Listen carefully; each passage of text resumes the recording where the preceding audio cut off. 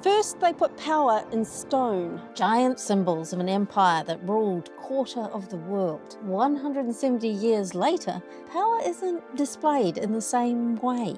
The display of power has moved from monuments to media ecosystems. Today, we put resistance on Instagram. Tourists come along, we photograph it, share it, and turn both authority and dissent into something we consume. But the way we display and show power and the way we respond to power is definitely changing. Tourism and social media is helping that. It's bringing old monuments and modern murals all into the same system. Hi, I'm Justine, the nerdy half, and today I'm searching for lions in Anglesea because they're going to help me tell a story. It's the story of power, and it's a story about how monuments, artists and tourists don't just reflect power, but we actually help shape the meaning of it. The 19th century was an age of iron and stone. Power built things that you could touch, like bridges and railways, and monuments to those who had the power to build them.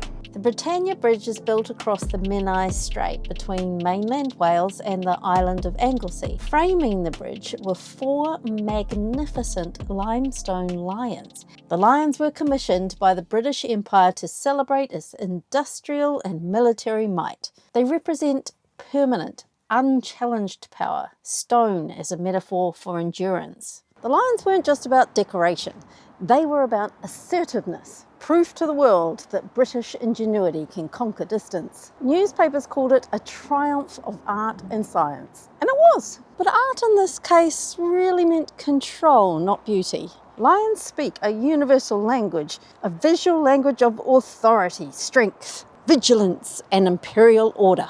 Visual shorthand that every Victorian traveller recognised immediately. The Victorian mythology of progress. Visionaries above, labourers below, each doing their part in some divinely ordered chain of command. Just as the bridge relies on hidden pins, hidden joints and iron to hold it together, British power relied on the authority of a few rich men standing on the work of thousands of workers whose names aren't entered in the public record. Every monument hides a workforce. And in this case, they were hidden in quarries. Somebody's grandfather cut the ore and hauled the stone. Back then, power was something you built to last. Monuments, statues, bridges, all designed to say, this is how it is, and it always will be. Look upon it and admire. But today, power is challenged and mocked in real time in temporary shifting displays meant for engagement and interaction. But it would be a mistake to say that permanence has disappeared. States still build monuments. This one is a piece of modern art built to commemorate the Romans in Wales. But what's changed is that permanence is no longer good enough on its own. A monument or a building could stand for centuries and still mean nothing in public memory if it's got no attention. It needs to enter what we call these days the attention economy. And that's why some of the contemporary pieces are happy being temporary. A mural can go viral within a day and then vanish and still gain more public attention, more worth in the public memory than a monument that's been here for years and yet has been ignored. Over the centuries, power has changed, but it hasn't disappeared, although I'm beginning to feel like these lions have. Ironically, the Britannia Bridge lions are actually still the perfect narrators for the story of how the way we viewed power has changed. Where are the lions? The lions were built to be seen, but today you can't even find them without an effort. You can't even see the lions from a boat underneath the bridge. You really have to go searching. The problem is the Britannia Bridge itself has changed form. In 1970, fire destroyed the original iron tubes, and the rebuild version replaced them with concrete and steel arches. Engineers rebuilt this bridge for cars, not trains. They built it higher, but they didn't move the lion. So the bridge rose and the lions stayed trapped underneath. Newspapers from the time record local residents lobbying to raise the lions, only to be told it was too expensive. And since then, there's been many who wanted to make sure the lions got their day in the sun again. Each proposal stalled for lack of funds. And that detail says everything. What these lions once represented no longer justifies the cost of visibility. And ever since they've been invisible to drivers, you can catch a fleeting glimpse from the train if you know exactly when to look out the window. Many thanks to the locals I was sitting next to who told me when to turn my camera on. And according to Google, if I go down this track, I might be able to see them close up. So what does that say about power in 2026? Meanwhile, in England, lions still have pride of place. See what I did there? Couple of hours on the train and I've left Wales and I'm back in England. Back in Liverpool, which was one of the first places I filmed when I came here. And I absolutely fell in love with it very quickly. The 4 lions outside St George's Hall still stand very, very proud. And they have still been a subject of political art. As part of the Liverpool Biennial in 2006, artist Rigo23 made a bold statement by building cages around these 4 stone lions. His intervention turned the proud Victorian symbols of power into trapped, uneasy figures, giving tourists quite a different perspective. Rigo has quite a background in activism. His caged lions reminded us that power relies on controlling bodies and stories. And it just takes a little bit of imagination to rewrite the story. And that's why people often compare projects like this to the spirit of Banksy.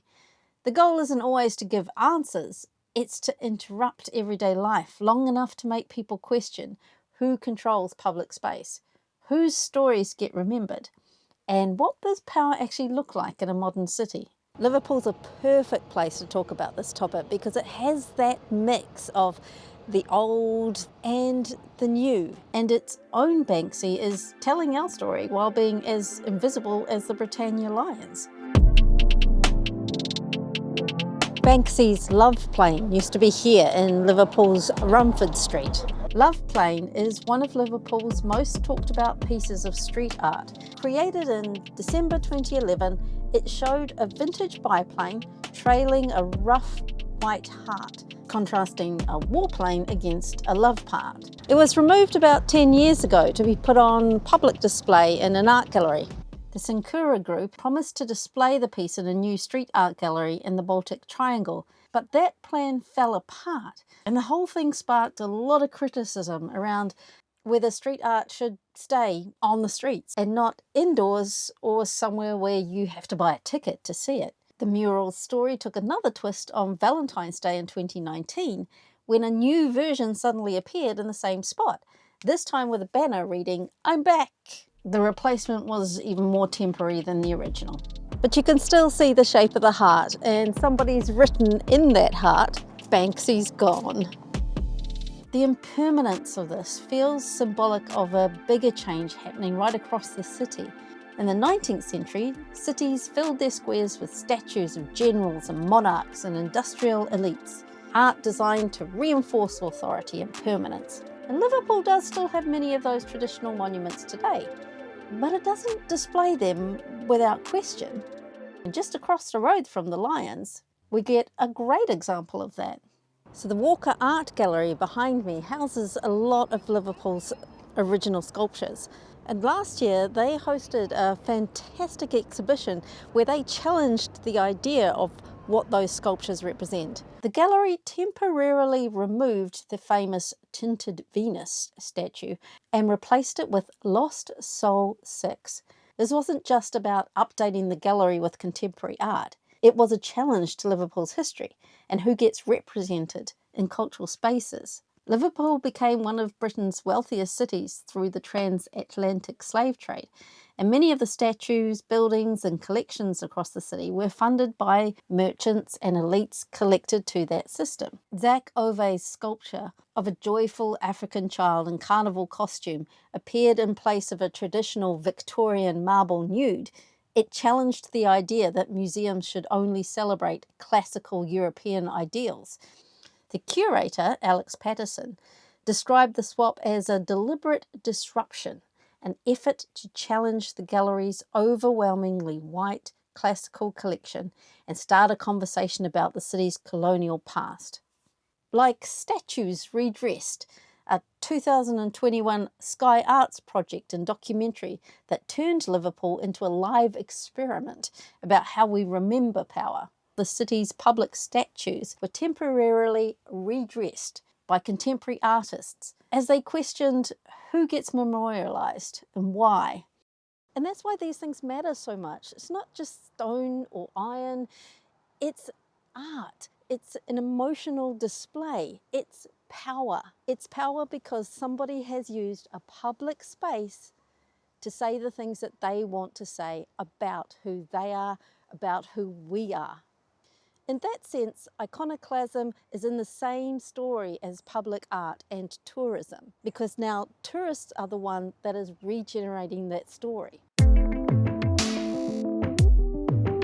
There's also a fourth kind of activity at play here, and that's removal. I've looked at this in earlier videos where communities or states have taken down statues, removed them or relocated them as a way of rethinking through their past. Even a statue that's not there anymore is a tourist attraction, as we experienced in our walking tour of Bristol. If you check out some of the comments I've got in that video about our tour of Bristol and our look into the British involvement in the transatlantic slave trade, you'll see there are still some very emotional responses. The debate seems to be as intense as it was centuries ago. Now, don't get me wrong, love the comments. I love that people are talking about this. So if you haven't made a comment yet, please do so below. Really want to hear your thoughts. Oh, and please hit subscribe while you're there. I would love your support. It just keeps me positive and keeps me going. Where are these lions? Got to follow these rabbits. Now I think I'm heading into someone's house. How do I get out? Ah! So the story I'm trying to show is not that displays of power have moved from stone to digital. It's that it's learned to work in both worlds at once. Stone still matters. It signals permanence, history, legitimacy.